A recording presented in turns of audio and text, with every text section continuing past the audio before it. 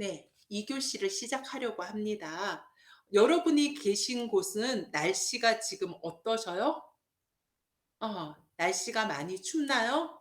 일기예보에서 이번 주 주말 날씨가 많이 추워진다고 하더라고요. 그런데 제가 말씀드렸죠. 저는 지금 현재 서울에 와 있다고. 오늘 한국이민정책학교에서 학회에서 오늘 네, 제가 오늘 말을 많이 했나 봅니다.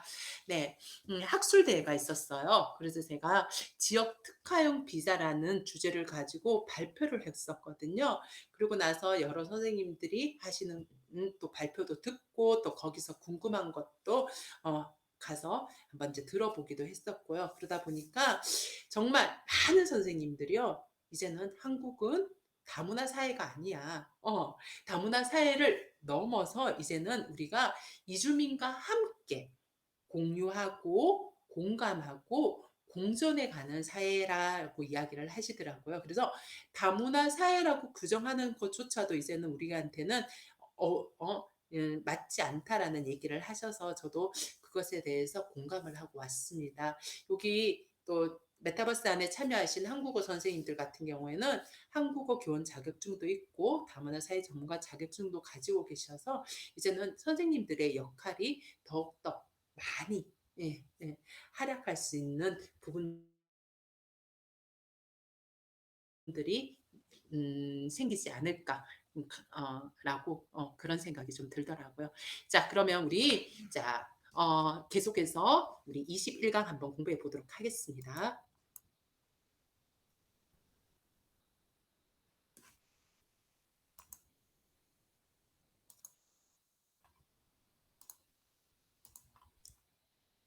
이렇게 해서 우리 지금 자 한국의 대표적인 포털 사이트도 알아보고 인터넷 쇼핑에 대한 것들도 해서 학생들이 인터넷 쇼핑을 어떻게 하는지에 대한 방법도 우리 어휘 표현에서 가르쳐 주고 있습니다. 자, 그리고 우리가 인터넷 쇼핑을 하고 나서 어떤 것들 마지막이죠. 지금 주문 및 결제에 가서 보면 단어들이 어렵습니다. 이것도 하나하나 그래서 1번부터 10번까지 해서 단어에 대한 설명도 해주고 있습니다. 자, 궁금하신 분은 이러닝에 가시면 제가 또 자세하게 설명을 해뒀습니다. 자, 그리고 자, 한국어 문법 활용에서는요. 21강에서는 을 줄 몰랐다와 개하다 두 개의 문법을 사용해서 우리 활용을 했습니다. 자, 첫 번째 문법 한번 볼까요? 을 줄 몰랐다. 네. 그리고 위치가 바뀌었네요. 자, 을 줄 몰랐다는 어떤 일에 대해서 기대와 했는데 반대를 나타내는 추측의 표현입니다. 자, 그래서 내가 생각했던 거와 같다, 다르다, 다르다를 나타낼 때 을 줄 몰랐다라고 이야기를 합니다. 자, 선생님 같은 경우에는 자, 그럼 여러분한테 지금 한번 물어볼까요? 네. 아, 제가 이 표현을 할 때는 언제나 쓰는 도입 부분이 있습니다. 자, 그게 뭐냐 하면요. 자, 제 얼굴을 보여주면서 선생님 몇 살이에요? 선생님 몇 살처럼 보여요? 라고 이야기를 합니다. 자, 그러면 내 학생들이 제 얼굴을 보고는 이야기를 막 하겠죠. 그래서 나이를 제 나이보다 많이 말하는 친구들에게는 어 제가 요번에 시험 감독관으로 가서 땡땡시 시험 점수를 내가 0점을 주겠어요라고 이야기를 꺼내기도 하고요. 또 제 나이보다 또 적게 보는 친구들한테는 감사하다고 제가 수업 시간 끝나고 맛있는 거 사주겠다고 이렇게 해서 제 나이에 대한 어떤 기대를 하게 합니다. 기대. 그래서 자, 그러면서 제가 자, 여러 가지 힌트를 주면서 학생들에게 제 나이에 대해서 알게 하죠. 그리고는 제 나이에 대해서 얘기를 합니다. 그러면 선생님, 선생님 나이가 그렇게 많은 줄 몰랐어요. 또는 선생님 나이가 그렇게 적은 줄 몰랐어요라고 이렇게 이야기를 합니다. 자, 그래서 우리 을 줄 몰랐다라는 표현에 네. 서는 어떤 의미로 사용한다? 자신의 생각과 다른 표현을 이야기할 때 우리는 을 줄 몰랐다라고 이야기를 합니다. 그래서 도입 부분에 제 나이에 대한 이야기를 하고는 을 줄 몰랐다는 이렇게 사용해요라고 이야기를 하고 있습니다. 그래서 자신이 생각한 거와 어떻다? 반대를 나타낼 때 우리는 을 줄 몰랐다라고 이야기를 합니다. 자, 보통 이제 을 줄 몰랐다는 3A에 나옵니다. 여기서 3A라는 건 우리 한국어 교육 과정은 대부분 대학 기간을 중심으로 이루어지거든요. 그래서 대학 기간에는 1년에 4학기를 중심으로 합니다. 그래서 첫 번째 학기는 100시간, 그리고 두 번째 학기는 100시간. 그래서 그 기준에 따라서 교재도 만들어지거든요.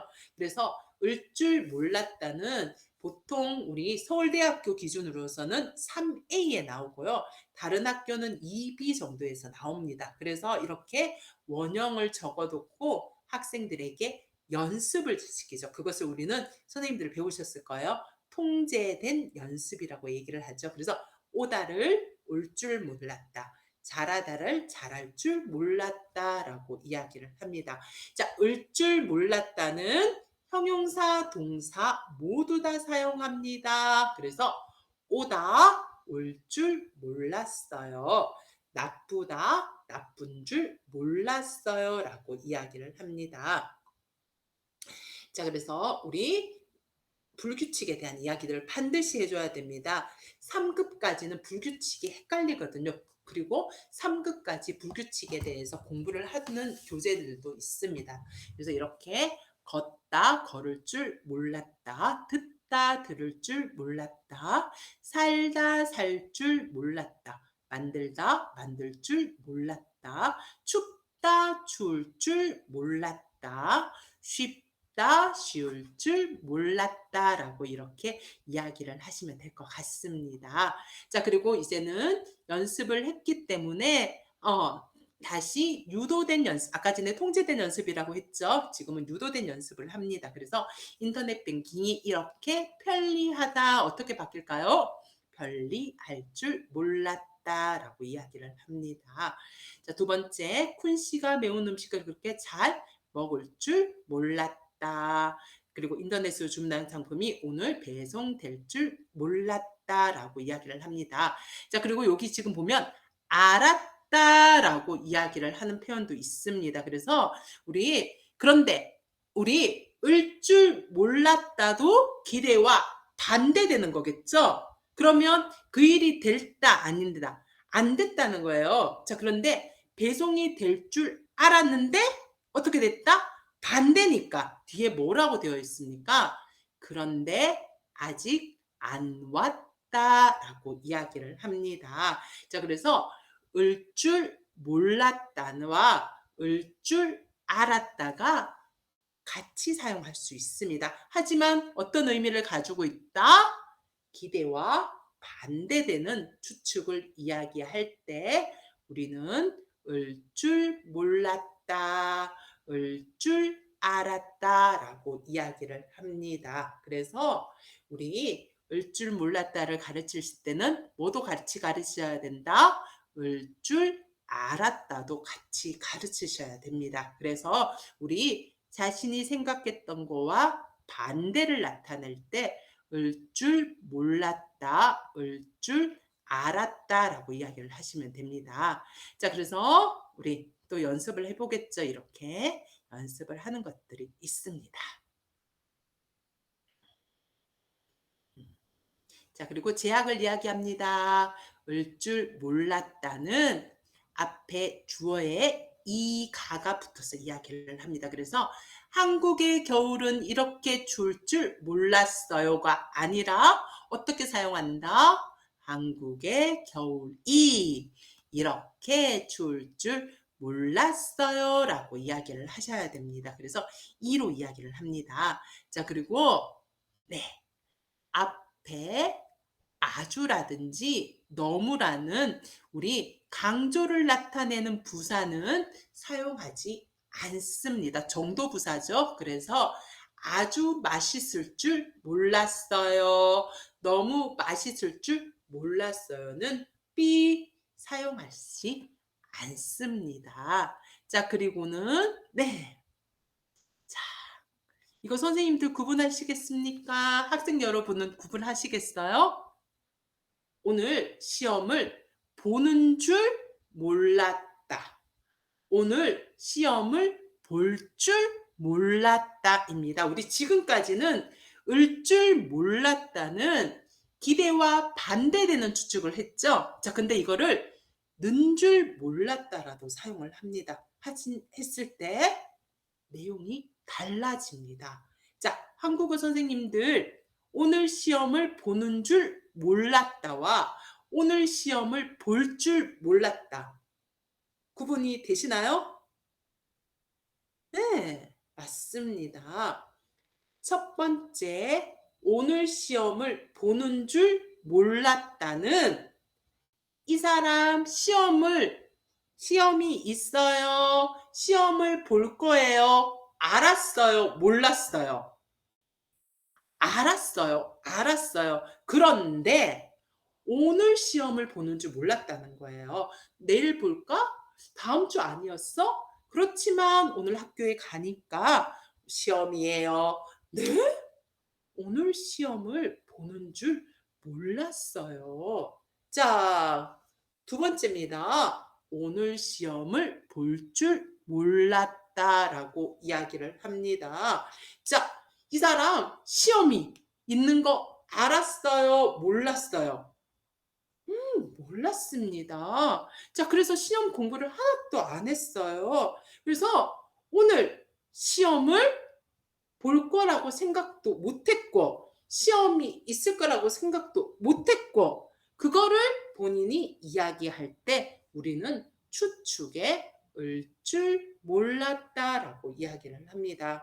제가 이 수업을 외국인들에게 해보면 친구들이 많이 헷갈려 합니다. 그래서 선생님들이 이것은 사실에 대한 추측의 반대, 이거는 추측에 대한 기대의 반대라는 것들을 여러 가지 예시를 통해서 한번 설명해 주는 것도 아주 좋은 방법인 것 같습니다. 자, 그래서 저는 어떨 때는 진짜 오늘 시험을 볼 거예요 라고 하고는 도입 부분에서 사용한 적도 있는 것 같습니다. 그래서 이런 것들은 한국어 선생님들의 어떤 여러 가지 수업에 대한 고민도 좀 하셔야 되고요. 또 수업에 대한 준비, 특히 또 학습자에 대한 반응, 학습자의 수준들 이런 것들을 선생님들이 수업 시간에서 자꾸만 캐치를 하셔야 되지 않을까 싶습니다. 자, 그래서 오늘 을 줄 몰랐다가 첫 번째 이야기입니다. 자, 그러면 두 번째는 개하다입니다. 개하다는 어제 배웠던 사동입니다. 사동. 그런데 사동 중에 어제는 주어가 목적어에게 직접 하는 것입니다. 맞죠? 그렇지만 오늘 사동은 주어가 목적어에게 직접 하는 것이 아니라 어떻게 시켰습니다. 자, 이겁니다. 동생에게 밥을 먹였어요. 내가 동생에게 밥을 먹였어요는 내 손으로 직접 먹였다. 입 벌려 꾹. 이거는 내가 동생에게 밥을 먹였어요 라고 이야기를 하는 거고, 오늘 배우는 개하다입니다. 개하다는 동생에게 밥을 먹게 했어요. 그러니까 내가 직접 먹인 게 아니라 동생에게 너 밥 먹어, 너 해. 그래서 숟가락은 누가 들고? 동생이 들고 밥을 먹게 하는 것을 우리는 개하다라고 이야기를 합니다. 그래서 개하다와 사동사 이히리기 우는 이히리기 우부터 배우고 나서 개하다를 공부합니다. 그래서 이히리기 우가 사동의 형태인데 주어가 목적어에게 직접 무엇을 하는 것을 말하는 거고, 그리고 개하다는 주어가 목적어에게 간접적으로 이야기를 하는 것을 우리는 개하다라고 이야기를 합니다. 그래서 뭐 그림을 보여주는 경우도 있고요. 저처럼 이렇게 동생에게 밥을 먹였어요. 이것은 내 손으로 직접 먹여요. 동생에게 밥을 먹게 했어요. 동생 손으로 먹게 했다라고 해서 사동에서는 두 가지 표현, 두 가지의 문법, 문형이 있다라는 걸 여기에서 이렇게 구분하여서 가르쳐 주고 있습니다. 자, 그래서 연습을 하겠죠. 이렇게. 입니다. 자, 그래서 자, 우리 또 연습을 하면 아이가 몸이 약하면 음식을 골고루 개하다 먹게 하세요. 선생님이 학생에게 폭력적 게임을 못하게 했어요. 그 박물관에서는 사진을 못 찍게 합니다라고 이야기를 합니다. 자, 우리 지금 메타버스 안에서 문법은 활용까지는 잘 안 갑니다. 활용을 해도 그냥 단순한 활용을 하는 거지 확장된 활용으로 하지 않습니다. 그래서 우리 뭐 뒤에 말하기를 통해서 그냥 문장을 만드는 그 정도로 하지 이걸 가지고 다른 식의 어떤 활용 같은 것들은 잘 하지 못합니다. 왜냐하면 시간의 제약 때문에 그렇거든요. 그리고 메타버스의 어떤 특징 때문에도 그렇다라는 거 여러분이 아시면 될 것 같습니다.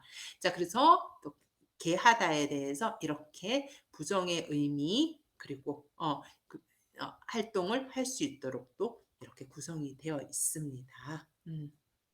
자, 그래서 메타버스의 문법, 그러니까 21강의 문법 두 가지를 배우고 나면 OX 퀴즈를 하고 있습니다.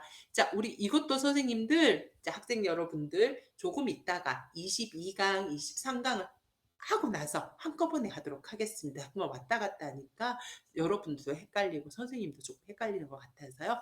자, 바로 그냥 과제 해결 활동으로 넘어가도록 하겠습니다. 자, 과제 해결 활동도 마찬가지 그 주제에 대해서 이렇게 읽기 자료를 준비해서 연습하도록 하고 있습니다. 자, 그리고 여러 문장을 활용해서 문장에 대한 연습도 하고 있고요. 자, 그리고 자, 이렇게 자유 말하기.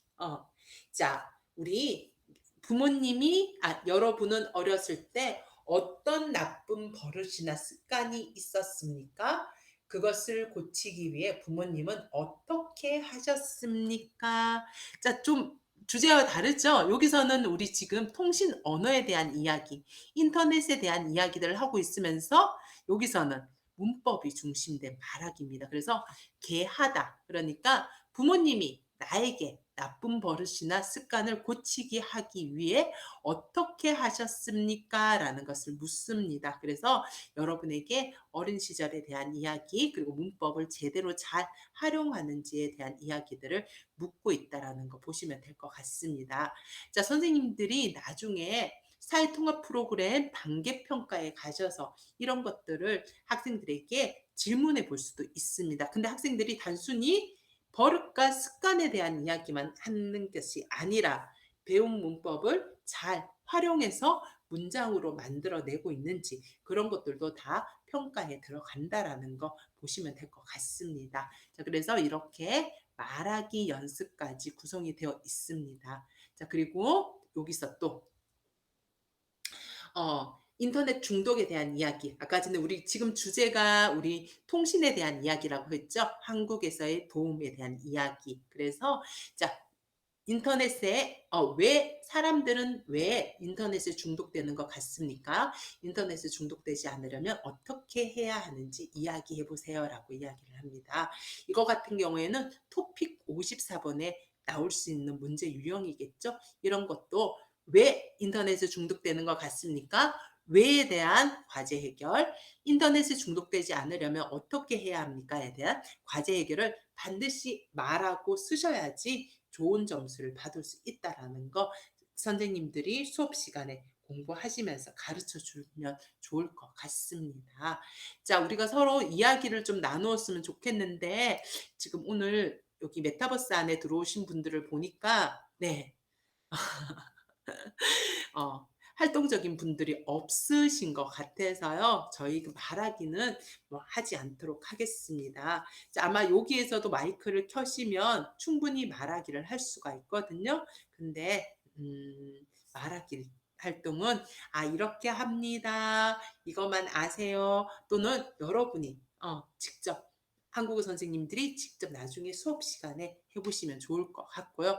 여기 참여한 외국인 분들도 오늘은 부끄럽고 지금은 어색하지만 나중에 친구들을 만나면 오늘 같은 주제 "왜 인터넷 중독에 걸립니까?" 또는 "어떻게 하면 예방을 할 수 있을까요?"라는 이런 부분들도 한번 함께 이야기를 해 보면 좋을 것 같습니다. 와. 늦었지만 안성주 선생님도 들어오셨네요. 와 선생님 감사합니다. 우리 박수 한번 쳐 줄까요? 박수. 야 선생님 감사합니다. 저는 하트까지는 한번 날려 드릴게요. 야 선생님들 열정 정말 대단하십니다. 제가 아까 전에 현원영 선생님한테만 살짝 이야기했는데요. 자 제가 원래 선생님들이 이 수업에 모두 다 참여를 하면 지금 메타버스 안에서 이루어진 한국어 수업 자료는 모두 공유하겠습니다라고 이야기를 했죠. 네. 이렇게 열심히 오시는 공경희 선생님, 안성주 선생님, 현원영 선생님에게는요. 제가 한글 자모 네. 그누드르부터 배우는 거 있잖아요, 선생님들. 그거 제가 PPT 선생님들하고 공유도 하고요. 그다음에 서울대학교 교재 지금 아마 대구 경북 지역의 대학 교육기관에서는 모두 서울대학교 교재를 사용하고 있거든요. 대구대학교, 대구카톨릭대학교, 영남대학교, 대구한의대학교, 호산대학교, 경일대학교. 선생님들 지금 채용 공고나시는 그런 학교들의 교재들이 다 서울대학교 교재입니다. 그것도 네. 어 뭐 개정판이 나오긴 나왔지만 그래도 과거의 교재 2013년에 바뀐 교재를 사용하고 있거든요. 제가 그 교재에 대한 PPT들도 선생님하고 함께 공유하도록 하겠습니다. 현원영 선생님, 안성주 선생님, 공경희 선생님한테만. 그래서 제가 아까 전에 현원영 선생님한테 말씀드렸어요. "선생님 다른 선생님한테 주시면 안 돼요. 그 선생님들은 안 들어오셨잖아요." 그래서 그거는 선생님들이 네 마음대로 하시면 될 것 같고요. 아무튼 간에 선생님들 네 아이고 저녁 시간에 이렇게 참여하는 게 쉽지 않은 것 누구보다 잘 압니다. 그래도 이렇게 제가 수업하는데 함께 참여해 주셔서 감사하고 선생님들이 한국어 수업에 대한 열정을 이렇게 보여주셔서 더욱더 감사합니다. 자 그러면 21 강에 대한 내용들은 선생님들이 아신 것 같고 바로 22 강의 내용 한번 정리해 보도록 하겠습니다. 잠시만요.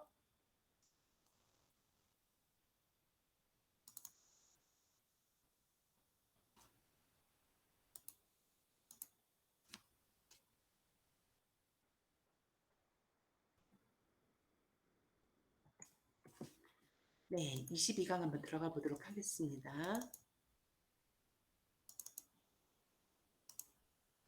자 21 강까지는 적응에 대한 이야기라고 얘기를 했습니다. 그래서 적응은 이제 한국 사회에 대해서 알았다면 이제는 정착입니다. 정착은 정말 그곳에서 내가 어떤 활동을 하는 것을 말합니다. 그래서 22 강은 지역의 공공기관에 대해서 알아가는 것을 주제로 삼았습니다. 그래서 22강 지역 공공기관 소개, 지역의 공공기관 소개 확인 학습, 공공기관 업무 관련 어휘 확인 학습, 한국어 문법 활동 확인 학습, 과제 해결 활동으로 구성이 되어 있습니다.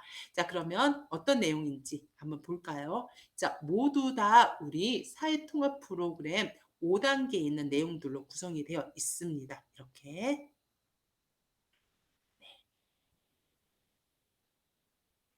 자, 그래서 우리 지역의 공공기관이 어떤 공간인데 뭐 그냥 초급에서 배웠던 경찰서, 병원 이런 내용이 아닙니다. 그런 공공기관에서 어떤 역할을 하는지 그리고 특히 법률과 관련된 서 외국인들이 아주 궁금해하고 어려워하고 있습니다. 그래서 거기에 대해서 좀 더 자세하게 설명을 하고 있습니다. 그래서 뭐 여기 있는 것처럼 약자들을 위한 법률 지원, 대한법률구조공단 같은 것들에 대해서 자세하게 설명하고 여러분이 법에 대해서 어려움을 당했다는 "이런 곳에 가세요. 이런 좋은 기관들이 여러분을 도와줄 겁니다."라는 것들을 외국인들에게 설명을 하고 있습니다. 그것이 한국의 정착과 관련된 이야기겠죠. 자, 그래서 이런 어떤 내용들을 제가 자세하게 이 러닝에서 해 봤습니다. 자, 혹시 선생님 이거 아십니까? 저도 이번에 메타버스 한국어 수업을 준비하면서 알았습니다. 외국인을 위한 마을 변호사 제도. 전화번호가 1345. 네. 한국에서 지역 주민들의 법적 어려움을 해결과 권리 보호를 위해 마을 변호사 제도를 운영하고 있습니다. 그래서 2017년부터 국내에 체류하고 있는 모든 외국인을 대상으로 외국인을 위한 마을 변호사 제도를 시행하고 있답니다. 1345 콜센터에 전화하면 20여 개 언어의 통역 서비스를 통해 무료로 법률 상담을 받을 수 있다고 합니다. 선생님들 아셨습니까? 외국인 여러분들도 아셨어요? 솔직히 저도 몰랐습니다. 네. 그냥 다문화 센터에 가요 또는 외국인 지원 센터에 가서 도와주세요라고 이야기하세요. 라고 이야기를 했지. 이렇게 1345 콜센터, 그러니까 외국인을 위한 마을 변호사 제도가 있다라는 것, 저 또한 한국어 수업을 진행하고 있는 저 또한 처음 알았습니다. 그래서 이런 것들도 선생님들도 공부하시고 학생들에게 알려주는 것도 되게 좋은 것 같습니다. 그래서 외국인들에게 여러분이 법적인 어려움이 있어요. 어떻게 해결해야 될지 모르겠어요. 라고 하면 이렇게 외국인을 위한 마을 변호사가 있다라는 걸 알려주셔도 좋을 것 같습니다. 그래서 이런 내용들을 좀 담고 있고요. 자, 그러면서 공문서 관련된 특히 외국인 등록증에 대한 이야기들을 하고 있습니다. 그리고 외국인 등록증이 이번에 바뀌었거든요, 선생님. 나중에 이런 사진들도 업그레이드를 하셔서 보여주시면 훨씬 더 좋습니다. 자, 그리고 자, 공문서. 이분들이 이제는 한국에 정주하기 위해서는 우리 공공기관에 많이 방문하겠죠? 자, 그중에서 특히 결혼 이민자 분들 같은 경우에는 필요한 공문서 관련입니다. 그래서 출생신고서, 가족관계 증명서, 통장 잔고 증명서, 혼인신고서, 개명신고서, 신분증 사본, 통장 사본, 출입국 사실 증명서, 주민등록 등본 같은 것들이 공문서라는 것들을 이야기해 주시고 거기 문서에 따른 설명을 이렇게 연결하기를 통해서 가르쳐 주셔도 좋을 것 같습니다. 자, 그리고 공공기관. 자, 출입국 관리소에서는 이런 일을 합니다. 동주민센터에서는 이런 일을 합니다. 외국인 인력 지원센터에는 이런 일을 합니다. 라고 보여주시면 될 것 같습니다. 자, 그래서 뭐 보건소도 마찬가지고요. 도로교통도 마찬가지고. 그래서 이런 어떤 어휘들을 지역의 공공기관을 통해서 한국 사회의 정착을 도와준다라고 생각을 하시면 될 것 같습니다. 자, 22강에 대한 이야기입니다. 자, 우리 그러면 잠시만요. 시간이 네, 벌써 이렇게 됐네요. 자, 우리 잠깐만 쉬었다가 선생님들 우리 3교시 수업을 시작하도록 하겠습니다. 안성주 선생님 금방 계셨다고 계시네요. 제가 자리가 바뀐 줄 알았습니다. 방글라데시의 뿌레짜오시도 지금 막 들어오시네요. 감사합니다. 네, 우리 그러면 잠깐만 선생님들 일어나셔서 물도 한 잔 드시고요. 잠깐만 우리 쉬었다가 이제 3교시 시작하도록 하겠습니다. 우리 잠깐만 쉴게요.